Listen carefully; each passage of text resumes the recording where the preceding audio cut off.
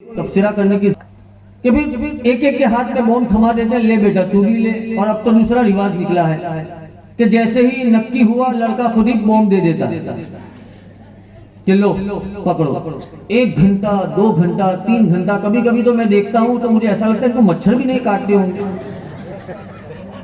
कहां चले जाते हैं, इतने मशगूल हो जाते हैं। हालांकि इस्लाम में शादी से पहले मोहब्बत की इजाजत ही नहीं। शादी से पहले मोहब्बत प्यार इसकी कोई इजाजत नहीं। आप नहीं बात कर सकते हो, आपके लिए गैर महरम। इसने कहा कि मंगनी हो गई तो आप बात कर सकते हैं, अब इसको घुमा सकते हैं, लेके फिर सकते हैं, मेलों ठेलों में जा सकते, नहीं जा सकते।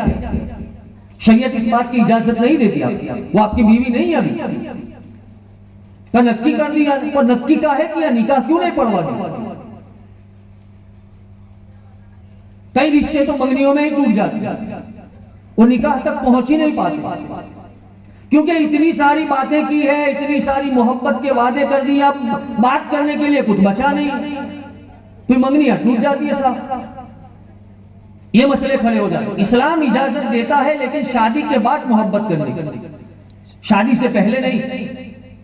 जिससे करनी है उनसे तो करेंगे नहीं, अपनी बीवी से मोहब्बत। अब बीवियों को जिनसे करनी है अपने शोहर से नहीं करेंगे, खाएंगी शोहर के घर का, रोज शाम को 4 जमा हो जाएंगी और अपने अपने शोहर की गीबत शुरू कर देंगे। ये हालत हमारी है। अरब का मामला क्या था आप जानते हैं? अरब में यही हालत थी हुजूर सल्लल्लाहु अलैहि वसल्लम की आमद से पहले। आप मेरी बात समझ रहे हैं कि नहीं भाई, समझ रहे हैं कि नहीं? हाँ, हुजूर की आमद से पहले यही हाल था। औरत के साथ निकाह किया जाता था, लेकिन अगर महफिल में अपने निकाह की बात करनी हो, अपनी बीवी से मोहब्बत की बात करनी हो, लोग उसे आड़ समझते थे। अगर कोई महफिल में बात कर दे कि भाई वो अपनी बीवी से मोहब्बत करता है, तो लोग आड़ समझते थे, कैसा बेकार इंसान अपनी बीवी से मोहब्बत की बात करता है। और अपनी माशुका के बारे में तो लोग शेर लिखते थे।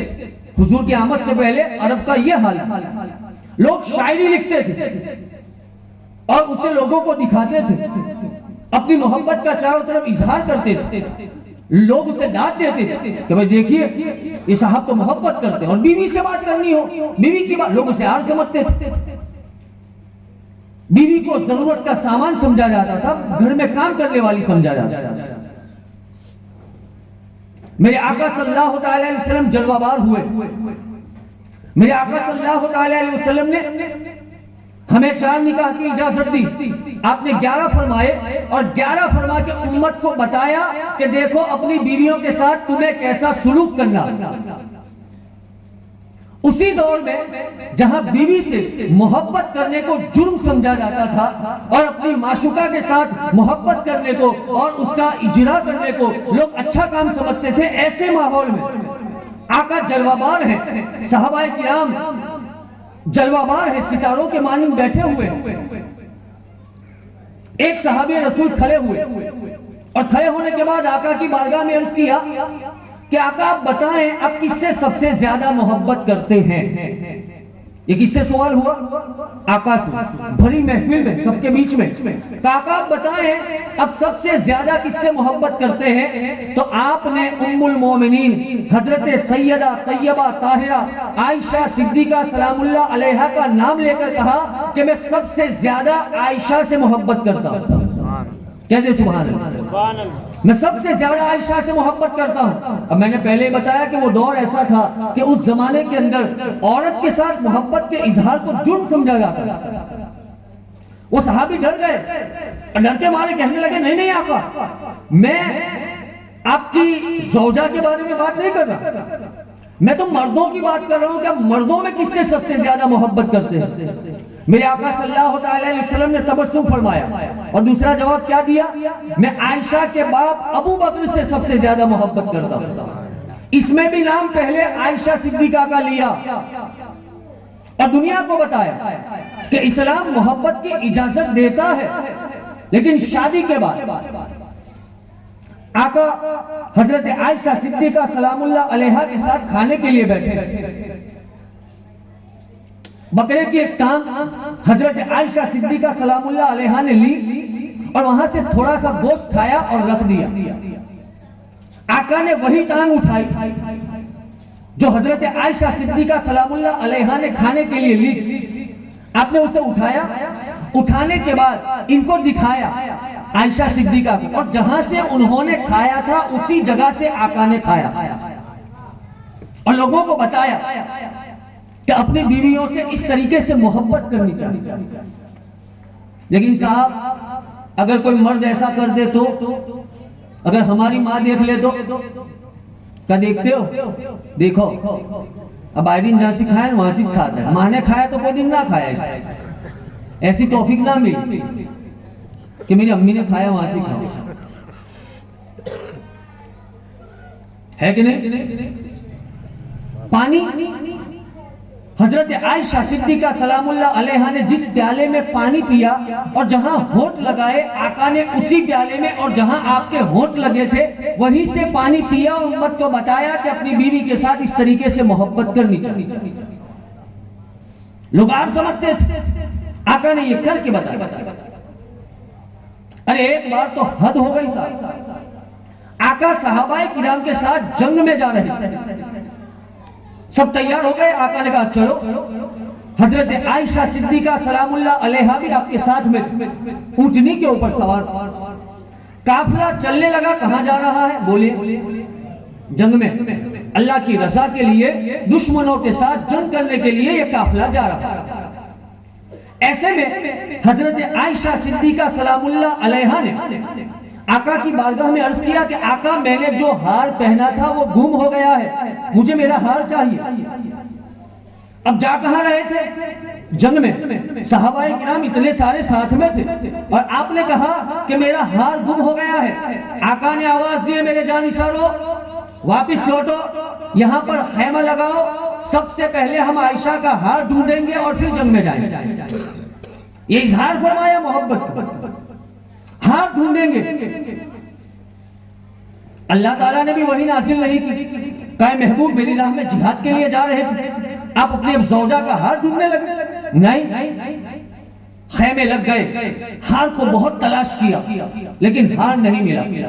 मगरिब और ईशा की नमाज सहाबाए किराम को साथ में पढ़नी पड़ी। अब मगरिब और ईशा की नमाज के लिए वुजू किया, उसके बाद पानी खत्म हो गया। अब रात हो गई थी, सफर मुमकिन नहीं था, तो सहाबाए किराम आपस में बातचीत करने लगे कि पूरी रात यहीं रुकना है, फजर की नमाज भी पढ़नी है और पानी तो है नहीं, वुजू किससे करें? हजरत अबू बकर सिद्दीक को सब बोलने लगे कि तुम्हारी बेटी की वजह से ये हुआ, तुम्हारी बेटी की वजह से ये हुआ। वो अगर हार की बात ना करती तो हम आगे कहीं निकल जाते, पानी खत्म ना होता। हजरत अबू बकर सिद्दीक रज़ी अल्लाह ताला अन्हु को जब बहुत सारे सहाबाए किराम ने बोला तो आप जलाल में आ गए और हुजरे में चले गए। अब हुजरे में गए तो क्या देखते हैं कि अम्मा आयशा सलामुल्लाह अलैहा तशरीफ फरमा है, उनकी गोद में सर रखकर आका आराम फरमा रहे हैं। अब क्या करें? हजरत अबू बकर सिद्दीक आए और यूं इशारों से,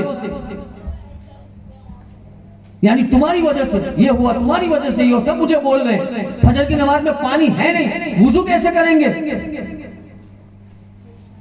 आप बिल्कुल यूं बैठी रहे, क्योंकि आका गोद में सर रखकर बैठे, न हिल रही है न कुछ, बिल्कुल यूं बैठी। हजरत अबू बकर सिद्दीक करीब गए और उंगली से यूं मारने लगे, यहाँ तुम्हारी वजह से ऐसा हुआ, तुम्हारी वजह से ऐसा हुआ। लेकिन फिर भी बिल्कुल टाइट होकर इस तरीके से बैठी रही। जब सुबह हुई, फजर की नमाज का वक्त हुआ, तो हजरत आयशा सिद्दीका सलामुल्लाह अलैहा ने आका की बारगाह में अर्ज किया, आका पानी तो है नहीं, बाहर तो बहुत शोर शराबा हो रहा है, वुजू किससे करेंगे? तो आका पर वही नाजिल हो गई। अल्लाह तबारक व तआला ने तयम्मुम का हुक्म दिया कि अपने हाथों को मट्टी के ऊपर मारो, चेहरे के ऊपर लगा लो, हाथों के ऊपर लगा लो, पैरों के ऊपर फैल लो, जाओ तुम्हारा वुजू हो गया। पहले जितने नबी गुजरे सबके लिए जरूरी था पानी से वुजू करना बगैर पानी के वुजू नहीं होता था।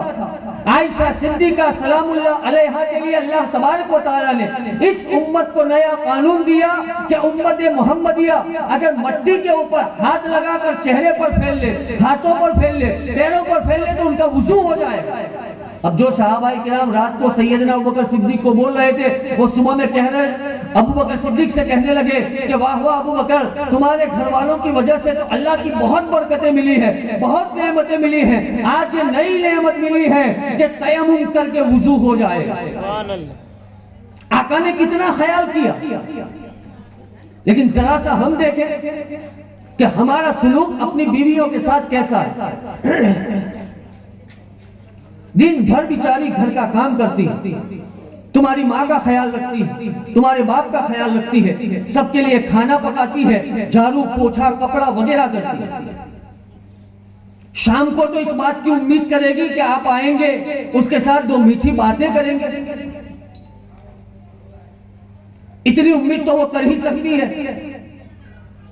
लेकिन आप शाम को आते ही मोबाइल लेकर बैठ जाएंगे, उस पर लूडो और पबजी खेलने लगेंगे, तो बेचारी ये औरत करेगी क्या?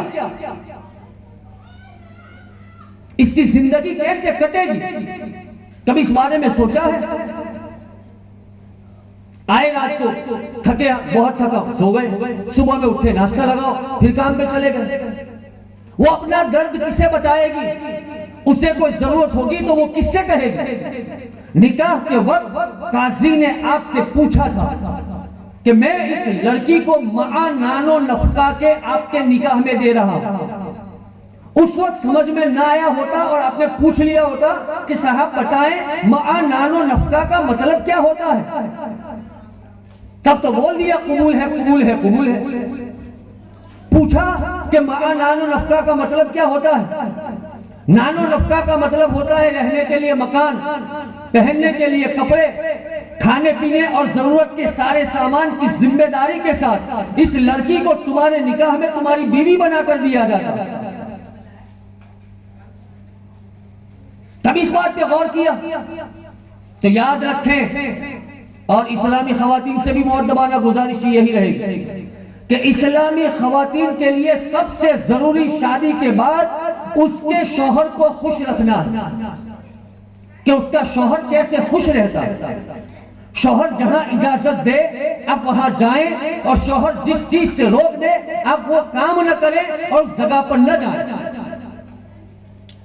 लेकिन घर में शौहर की चले तब तो शौहर रोजाना एक ही बात कहता हो कि अब्बा ये क्या तेरी अम्मी से पूछ ले, का चाचा ये करना है, का तेरी चाची से पूछ ले। अब आपको पूछ के जाना पड़ता है कि मैं बाहर जाना चाहता हूं, नरिया जाऊं, क्या काम है, किस लिए जाते हैं? उल्टा हो गया। ये था औरत के लिए कायदा, मर्द ने अपने ऊपर लागू कर दिया। गुलामी और मोहब्बत में फर्क है, इस फर्क को समझें।